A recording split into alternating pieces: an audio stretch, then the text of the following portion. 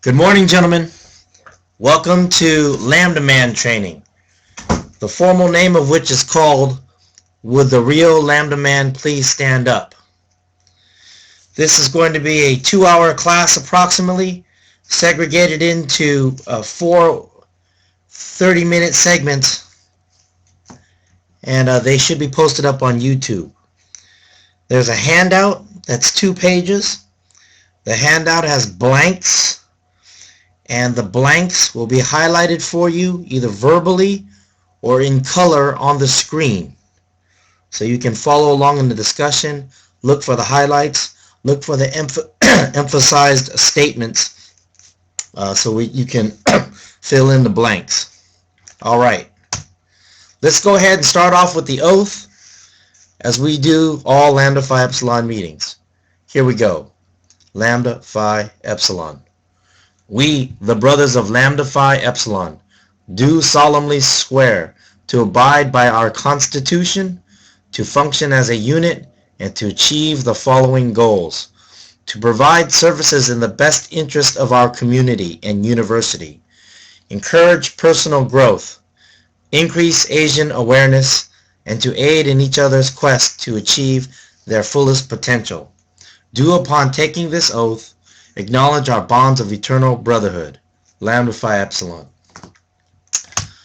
Okay, I'll be your instructor for today, for today's course.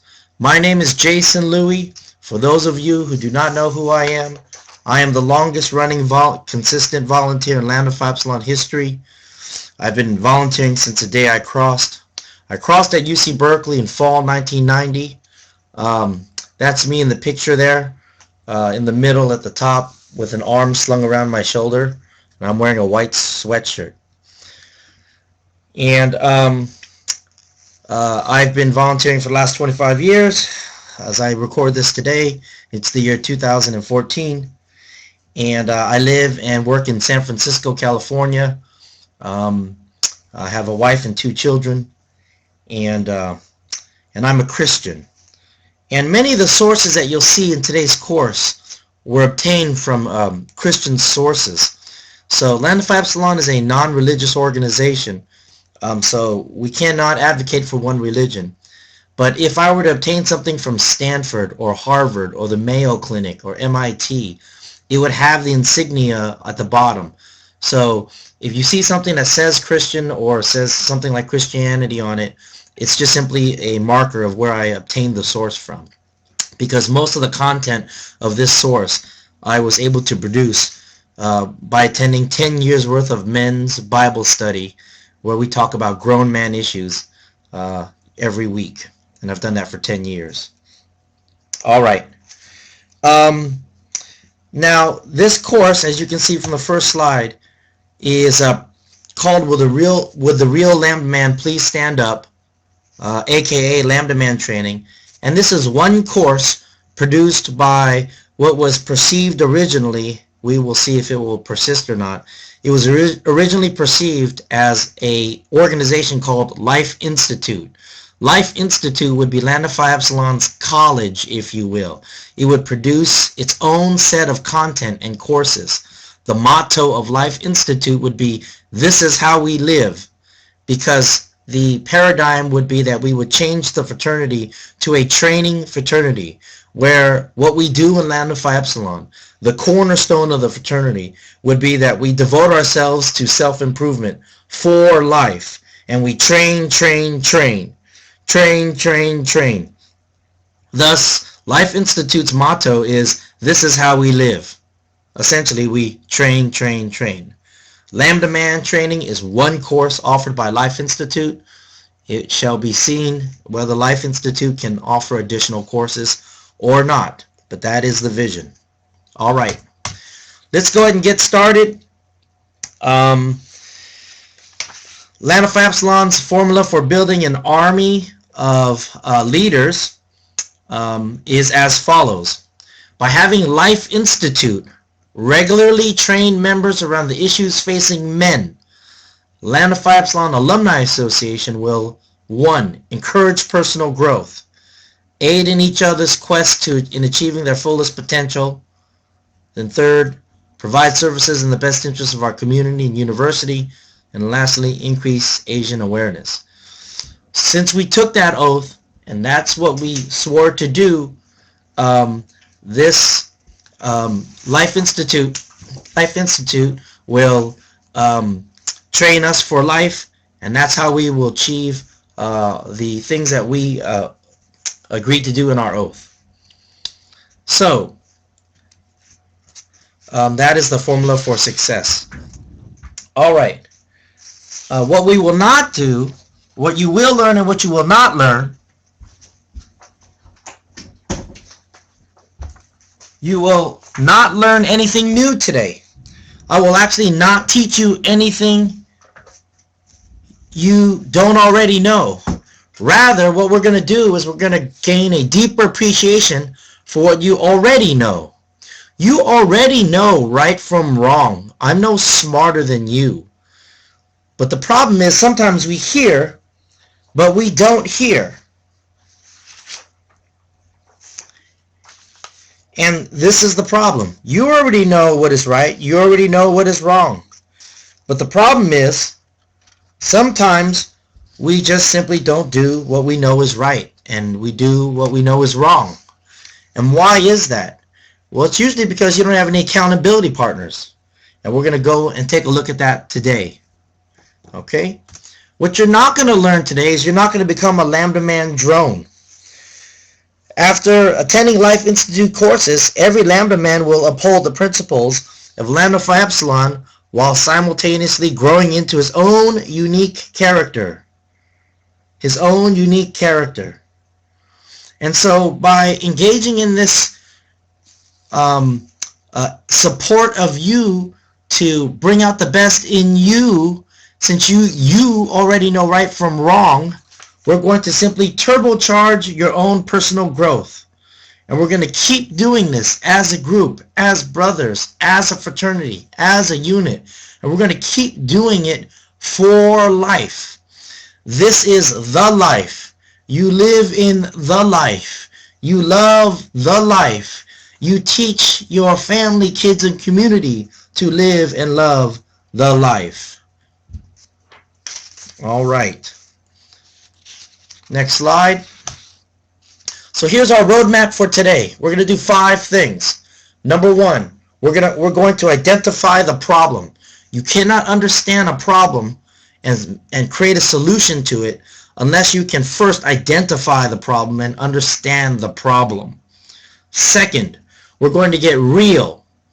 If you recall, the title of this course is Would the Real Lambda Man Please Stand Up? So next we're going to get real. We're going to get real about our past, our individual histories, and acknowledge and talk about and discuss openly in front of other men, openly and honestly, how your past and whatever happened in your past affects who we are today. And so we're going to get real about our past. Next, we're going to discuss what is a man. What is the definition of a man? Is it the first time that you drink a beer, get in a fist fight, make love to a woman? What is the definition of a man? How are our definitions different from one another? How did the popular definition of a man become created? What is the history of manhood and the definition of manhood over the years? And we'll take a look at that. Then we'll take a look at being a lambda. What does it mean to be a lambda? What does a lambda stand for? What does that mean? And then lastly, we will take a look at how to stand up or be upstanding. Since real lambda men stand up, how can we be upstanding? What are some practical tools and tips to be and live the life as Lambda Man? All right. So let's go into the video first. Please watch your worksheets.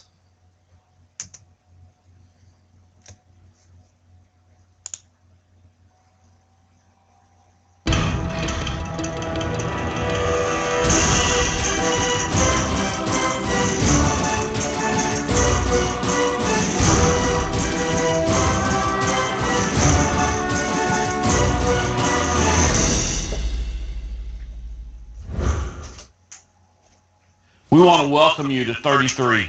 This series will speak directly into your life as a man and has the potential to grow you and redefine every dimension of your masculinity. It's part of Authentic Manhood, a bold movement that leads men to live the life of truth, passion, and purpose that we were created to live. This series takes you back to God's original design for men and catapults you forward into the life that God created for you and equips you to fight for and excel in the areas that matter most.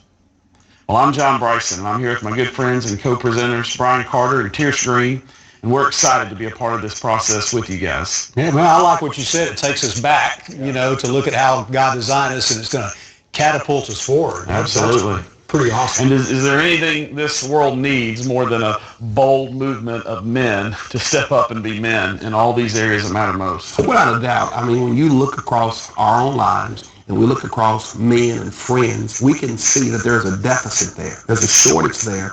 And there's a great need for men to rise up and be the men they've been called to be. In my own life, through my own journey through this material, it's made me a better man. It gave me clarity on what I needed to deal with. It helped me to work and process through my own father womb and mother womb. It gave me what I needed to stand on a firm ground to really be God's man. Yeah, no doubt. For me, it clarified manhood. I didn't have that clarity. I mean, it was just confusion for me. I was just kind of guessing and what it means to be a man, guessing wrong, making a lot of mistakes. The thing you just said about a bold movement, what we're doing has got to transcend the room. It can't just be contained here, and isn't it great to be part of that kind of movement? No doubt. I'm excited about how this material has been kind of reconfigured and added to and shaped and morphed into an experience I think that's really going to radically transform men's lives. I just think it's going to be a very powerful experience for the guys that go through this.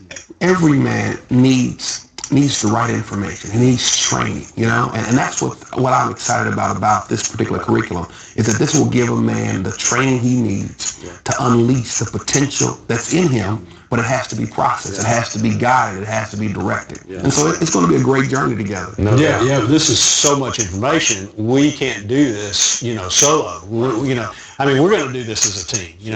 I'm excited to hear from John and excited to hear from you. And all the other, the interviews we're going to do, but this is a team effort.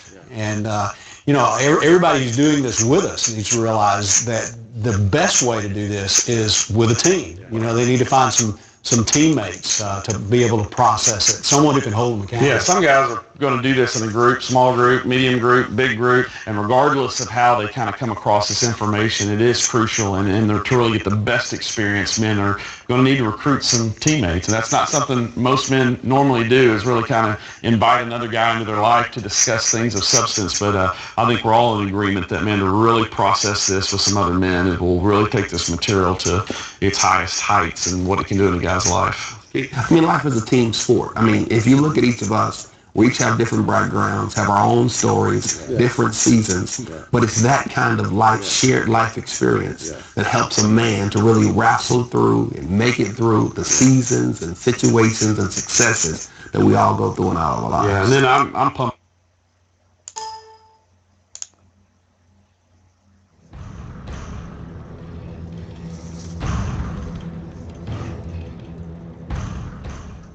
Welcome, gentlemen. The first thing I want to say is congratulations. I'm so proud of you guys, your willingness to come journey with us toward biblical, authentic manhood. Today, we're beginning our journey. And over the next 6 sessions, we'll be catching a vision and talking about how to step into that vision to make authentic manhood a reality in your life. We'll also learn how we can lead and influence other men to do the same. Guys, our world desperately needs better men. Our families and our kids desperately need better men. Our neighborhoods, cities, workplaces, and churches are hungry for men who will step up, lead, and take initiative for the benefit of others. We need authentic men who will fight for what really matters most. Now, to get to where we're going, we need to have a clear understanding of where we are now. What is the state of manhood today? That's what determines the context or landscape of our journey. So the first thing we want to do is talk to you about 8 current manhood realities. Sadly, these realities are the masculine norms for most men around us today. Here's the first one. Many men lack clarity about what it means to be a man. As a result, men are in a state of confusion. Right below the surface, a lot of men lack real confidence about their masculinity. Unfortunately, they never had a clear pathway to help them transition from boyhood to manhood. Here's what we've learned. Without a designated process, without clarity, men will default to boyish behaviors to define themselves. After all, when do you become a man? Is it when you turn 18 or 21? Is it when you have your first beer? Is it when you have sex for the first time? Is it when you kill your first deer or when you join a gang? Manhood is reduced to all kinds of boyish behaviors when we don't have other men calling us to a clear and compelling vision of manhood and leading us through an authentic masculine journey. Most of the time, we give it our best guess, and most of the time, we guess wrong. Can you identify with that? I know I can, because a lot of men are just confused. Okay.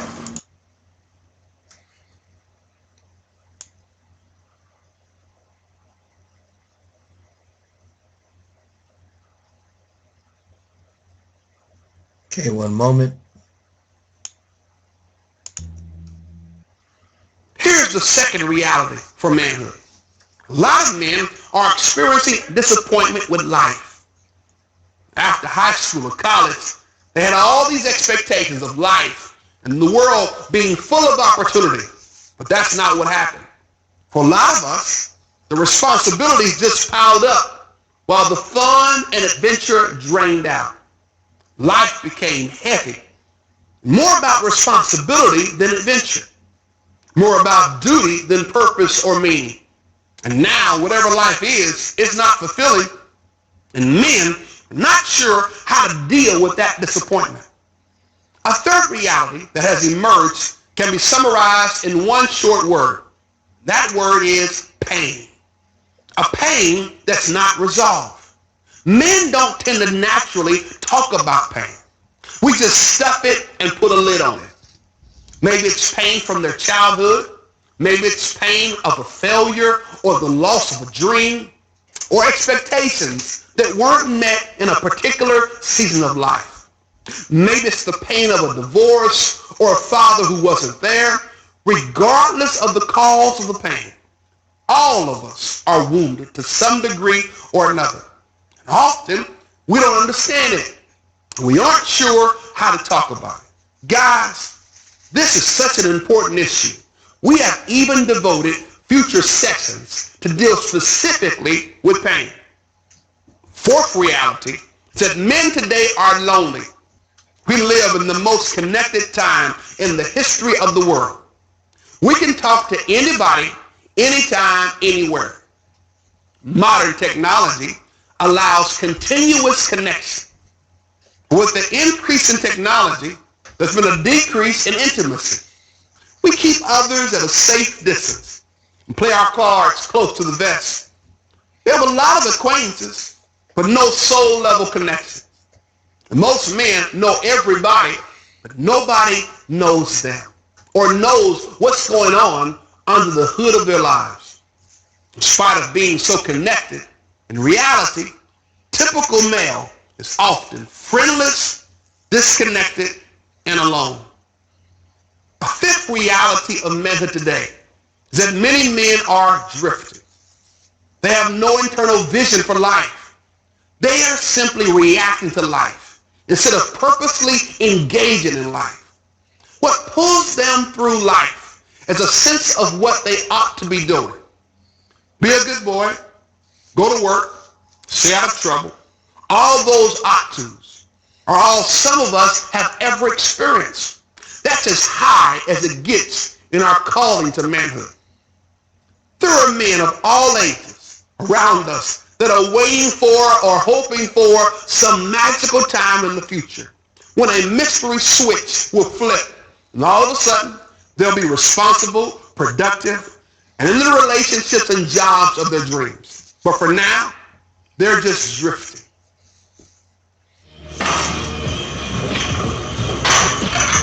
Hi, Tom. Hey! I just about gave up on seeing you in here again. Yeah? I've been busy doing the family thing, ball games, vacations, the whole thing. Well, you look good, so you must be doing something right. I squeeze in a workout when I can. It's nice to have a real man back in here. I just get so tired of these overgrown boys. I guess it's the price you pay for being so beautiful. When did you even notice? It's impossible not to notice. And you, what you been up to? You're thoughtful to ask. It's nice to have someone who's not after something. Ask about it. We should grab lunch. Yeah. Sure. I'm headed to take a shower. Let's meet downstairs in 20 minutes and we can grab a quick bite. What do you say? Yeah. Aren't you in a turn? Well, yeah. I've got a prospective client for you, so we can consider this a working lunch. Okay. Sure. Okay? 20 minutes. Okay? 20 minutes, I'll see you then.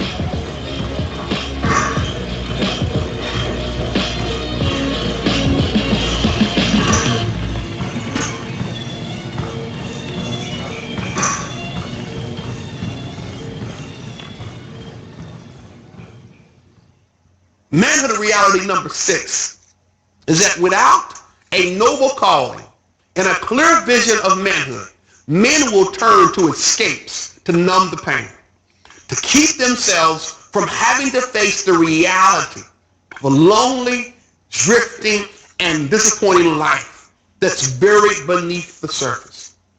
But these escapes are killing our hearts, and they are inflicting poison and collateral damage on everyone around us. We become workaholics. We run to excessive sports, excessive alcohol, excessive gambling. We run to adultery, internet pornography, anger. We run to escape reality. We run to numb the pain because we don't know where else to go, or what else to do, and how to talk about all that stuff. Reality number 7. Confused men create major problems. It's been proven time and time again. There's nothing more dangerous than an insecure, ungrounded man who is adrift. Bars love them. Casinos expand because of them. Gangs recruit them. Prisons are full of them. Women and children suffer under them. Just watch the news or read the front pages.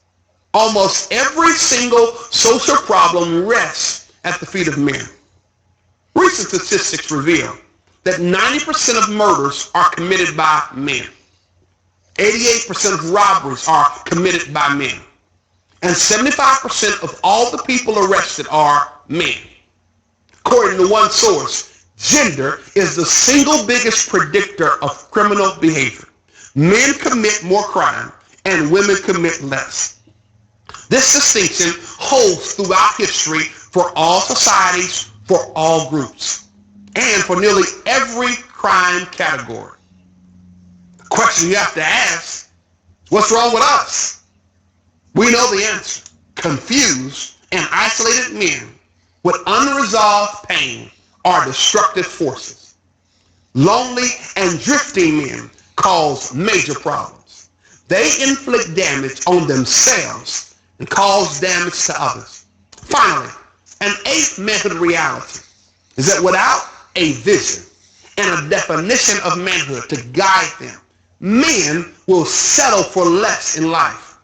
We are wired by our Creator to make a difference, to lead, to cultivate, to initiate, to add value. But that's a foreign concept to so many men. Some of us have checked out and are just going through the motions. Others are aggressive and ambitious and taking initiative. But it's all in areas that don't matter. In the areas that do matter, we're flatlined and passive. For many of us, life is like an assembly line. We're doing what we should do. I get this job so I can make this money so I can pay these bills. I married this woman because I'm supposed to have a wife, and I have these kids because I'm supposed to be a dad. Typical manhood assembly line has neutralized a lot of men. God did not design you to simply work, watch TV, fake your enjoyment of a vacation, pay bills, retire, and then die. Do you know what that is? It's a less than life. Without a noble vision of manhood, men will settle for a less than life. So this is our reality. This is where our journey begins. Men are confused and disappointed. Buried beneath a tough, sometimes even a successful exterior, some men are in pain. Others are lonely and drifting. They're creating major problems and settling for less in life. They are left without a compelling vision of manhood. You have to wonder, how in the world did we get here? How did we get in this manhood mess?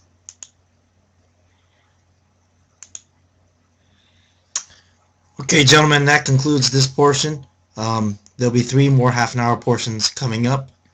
I hope you enjoyed it.